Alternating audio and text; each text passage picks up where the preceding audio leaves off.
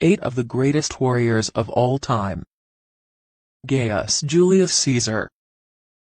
Caesar, who is considered to be the best general in Roman history, originally held the positions of quaestor and praetor before being chosen as consul and proconsul in 59 BC and establishing the first triumvirate with Pompey and Crassus.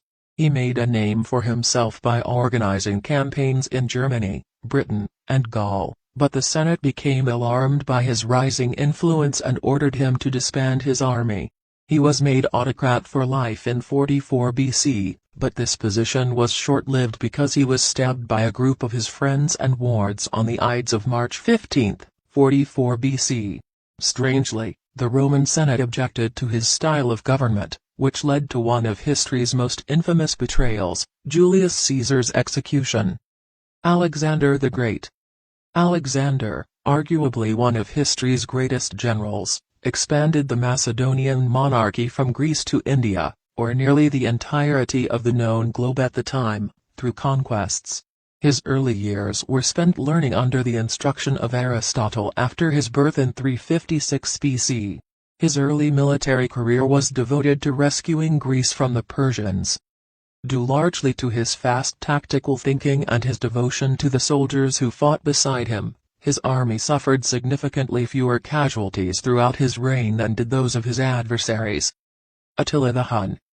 Attila the Hun was born in what is now Hungary and rose to become one of the region's most terrifying and merciless rulers. According to historian Edward Gibbon, he was notorious for his fierce gaze, and he frequently rolled his eyes as if pleased with the fear he instilled.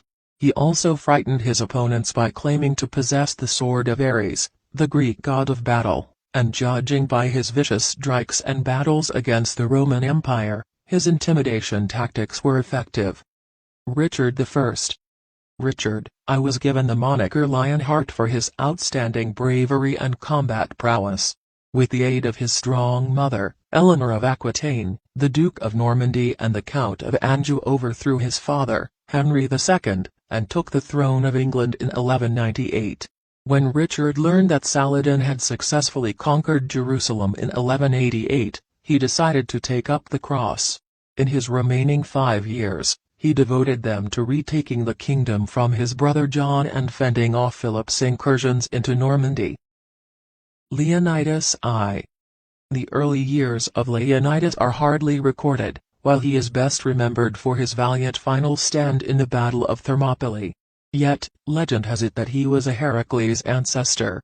Around 490 BC marked the beginning of his reign, which he shared with Leotychides in accordance with the Spartan tradition of the period. When Leonidas learnt of the betrayal, he sent most of his troops on their way, only keeping the 300 Spartans who served as his personal guard. Up until the last man, Leonidas' 300 men bravely repelled the Persian advance. A few months after that, at the Battle of Plataea, the Spartans drove the Persians from Greece after Leonidas was killed and his body was beheaded and crucified. This only served to infuriate his fellow Spartans. Miyamoto Musashi. Miyamoto Musashi, one of the most well-known samurai in Japanese history, was the best swordsman of his day. Musashi was brought up in the Shoryin temple by his uncle after being born in the province of Harima in 1584. He had defeated Arima Kige, a student of military techniques, in his first duel by the age of 13 and had won it.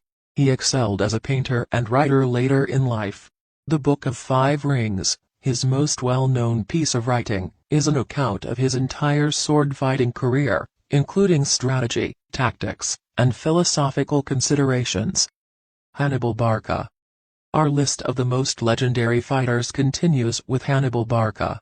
The approximate birth date of Barca is 247 BCE in North Africa. Military historian Theodore Herodotus dubbed him the father of strategy, and he developed a strong enmity for the Romans as a young boy. He was among the most skilled combatants of the Carthaginian armies that fiercely opposed Rome in the Second Punic Battle. Hannibal, a brilliant strategist, created outflanking strategies. His expedition began in the spring of 218 BC when he used an army of 46,000 troops and 37 war elephants to battle his way over the Pyrenees and the Alps. Sun Tzu. The warrior who possesses both mental and physical strength is the strongest. The first and most complex treatise on military theory ever written was written by Sun Tzu.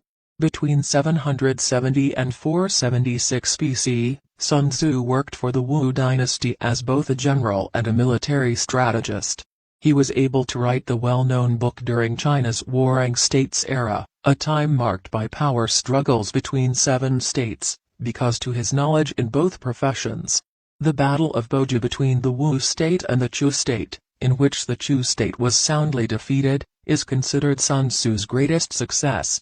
Sima Qian, the author of Records of the Grand Historian, further added that Sun Tzu was an unbeatable force of both intelligence and might, having never lost a war in his 40 years as a general.